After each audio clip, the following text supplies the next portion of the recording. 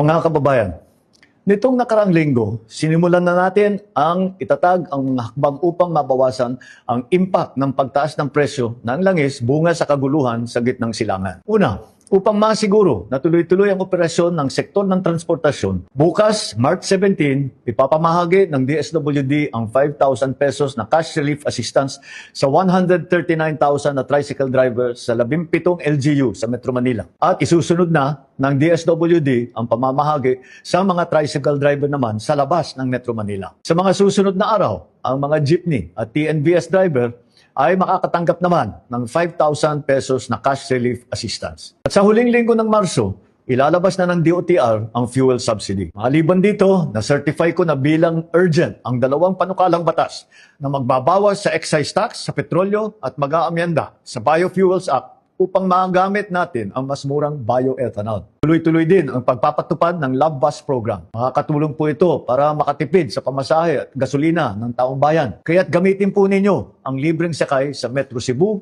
Metro Davao at Metro Manila. Pangalawa, kailangan matiyak na may sapat na supply ng pagkain. Upang matulungan ang mga magsasaka at mangingisda, ipagpapatuloy ng DA, ang Department of Agriculture, ang pamimigay ng 3,000 pesos na fuel subsidy sa ating mga magsasaka. Mahigit 26,000 magsasaka ang mabibigyan nito. Para naman po sa mga mangingisda, ang BIFAR ay magbibigay sa Huwebes, March 19, ng 3,000 pesos na fuel subsidy sa higit na 26,000 mangingisda. Sisikapin din ng Department of Agriculture na ipamahagi sa Abril sa bawat magsasaka at mangingisda ang lagpas 2,000 pisong tulong mula sa Presidential Assistance for Farmers and Fisherfolk Program. Magagamit po ito ng mga magsasaka sa kanilang hanap buhay. Sinimulan na nitong Pebrero ang implementasyon ng Local Government Support Fund, yung LGSF. Sa mga nabigyan na, maaari na pong gamitin ang halagang ito upang bumili ng bigas sa ating mga magsasaka at ipamahagi sa kanilang mga komunidad. Muli, nananawagan ako sa ating mga local government unit na siguruhin wala ng pass-through fee na sisingilin. Nakarating sa akin na may ilang pang mga barangay na naniningil pa rito sa bawat sako ng palay at sasakyan. Sana matigil na ninyo po ito dahil ang epekto lamang nito ay pinapagmahal ang presyo ng ating mga bilihin. Pangatlo, sinisikap natin maprotektahan ang mamimili ng hindi nalulugi ang mga negosyante. Babawasan ng kaap ang singil sa passenger service charge, landing fee, parking fee at iba pang fee. Ito ay makakatulong para bumaba ang gastos ng mga airline at ang mga pamasahe sa eroplano. Samantala, pinaiikli naman ng Civil Aeronautics Board ang araw na pag-review ng fuel surcharge mula sa 1 buwan, 15 days na lang po. Mas mabilis na ma-adjust ang pamasahe kapag nagbago ang presyo ng jet fuel. Ibig sabihin, kapag tumaas ang presyo ng jet fuel, mas kontrolado ang pagtaas ng airfare.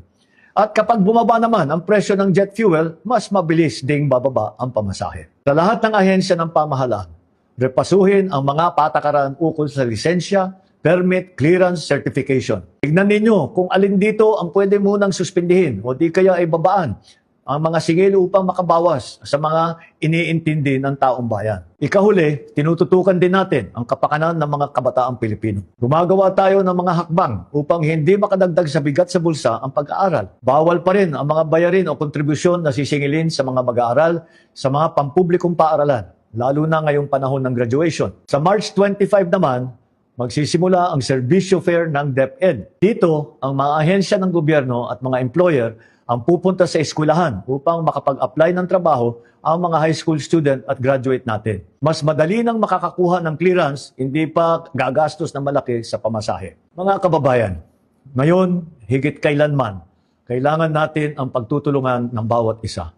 Walang iwanan, walang may iwan sa pagharap natin sa hamong ito. Asahan ninyo ang patuloy namin paggawa ng mga hakbang upang maibsan ang mabigat na epekto ng kaganapan sa gitnang silangan sa taong bayan. Naway manatili ang ating tiwala sa isa't isa at ang pananampalataya na malagpasan din natin ang mga pagsubok. Dalangin natin ang kapayapaan at kaligtasan ng lahat.